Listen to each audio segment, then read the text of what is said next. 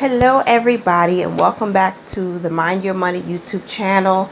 If this is your first time seeing me, my name is Tasha. I am the host of the Mind Your Money, and I'm also the blogger behind TashaLovesLife.com. I am a wife to a wonderful husband and a mother to 3 amazing boys.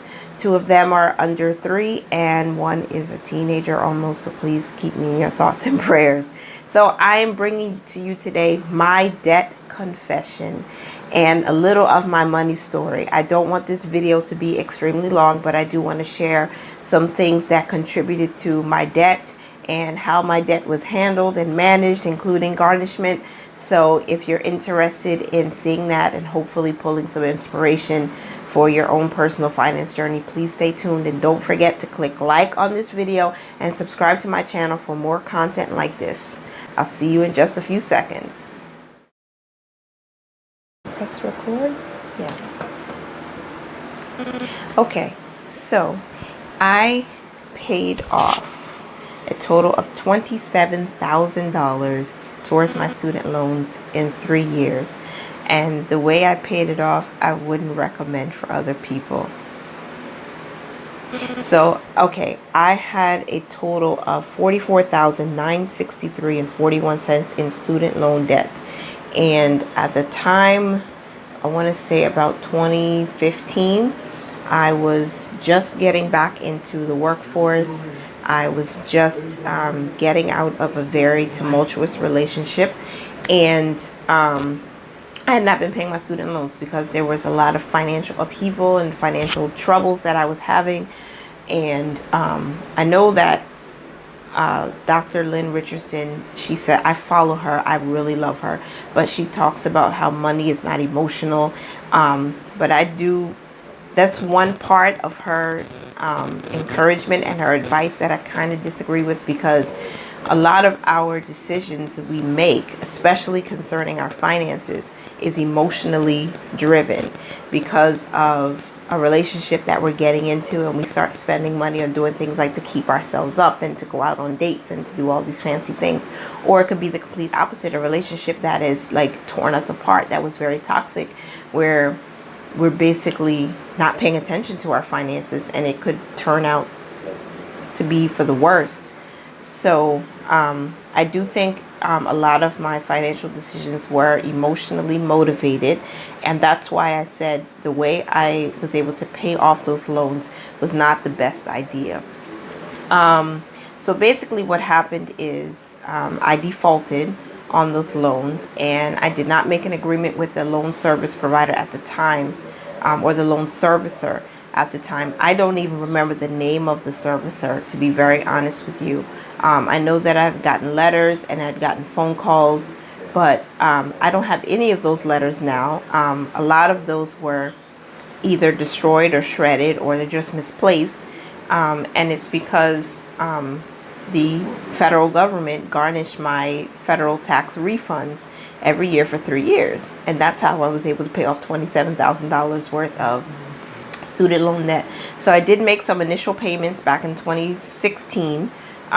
Once I, got in contact with the loan servicer. I think it was a collection agency, actually. I got in touch with them, and I started making some payments, but then I had to tell them I couldn't keep up with it because the payments were too much.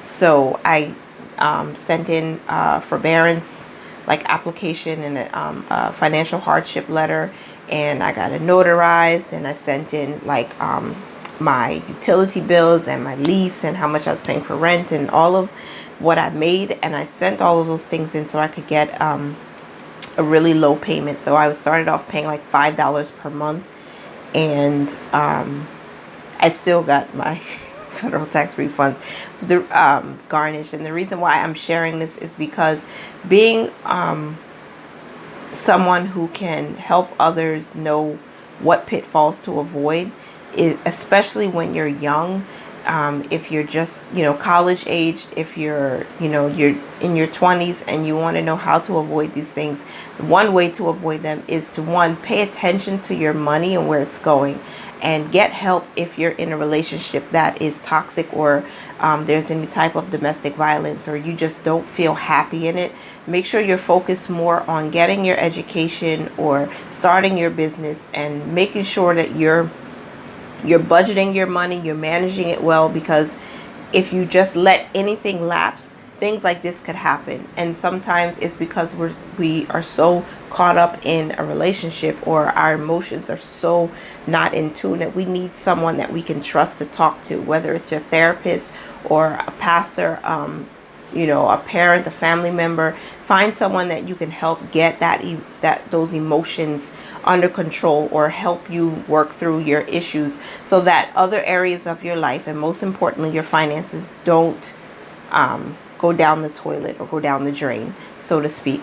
So I was able to pay that off, sort of passively, because the money was taken.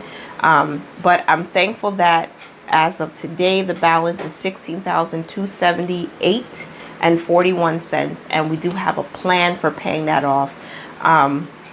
And what I wanted to do is make sure that each loan number that I have, I pay off each one at a time. So every month for the remaining of this year, I'm going to be putting the $312 that we've allocated to pay the student loan to each loan item until it's completely at zero. So there are 2 loans that I expect to pay off by the end of this year, and that's loan 823.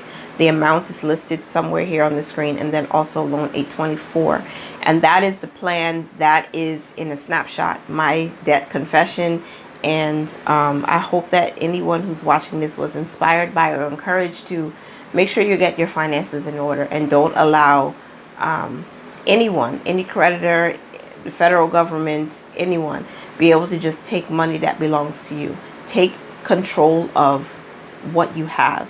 Whether you finished and you got your first degree or your advanced degree, or you didn't, that money is still owed to the government. And depending on what type of career you chose, you may still be required to pay those loans back, and plus the interest. So if you're not making enough to pay what the minimum balance, make sure you call the creditor or call the servicer and find out how you can get either a forbearance or defer the payments for a while, so that you can start saving up to pay that off. And then come up with a plan. Take a hard look at your budget, everything you have coming in and all of your expenses, and find out how to fit that payment into your budget, so that you can get them paid off, and you can have a plan that works. And sometimes you might have to tweak the plan a little bit, which is okay. But just make sure you're checking in on your budget. You're checking in on your loans, student loans, credit cards,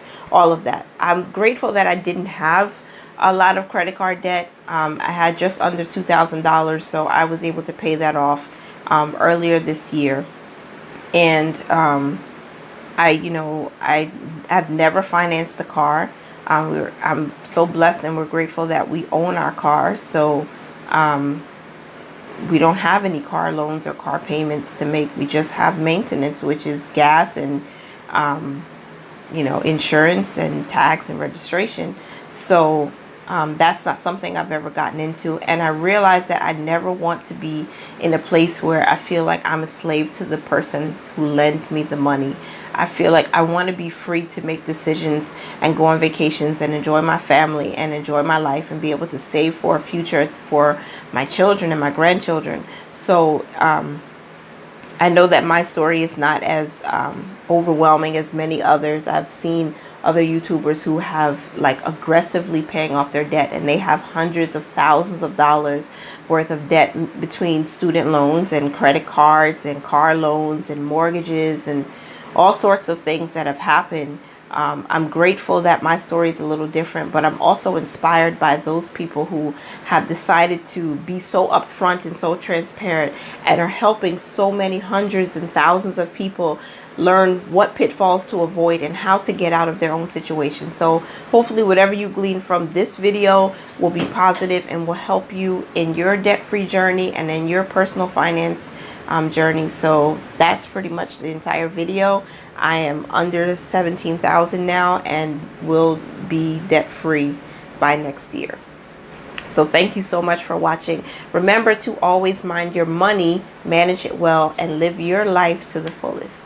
I'll see you later, guys. Bye-bye.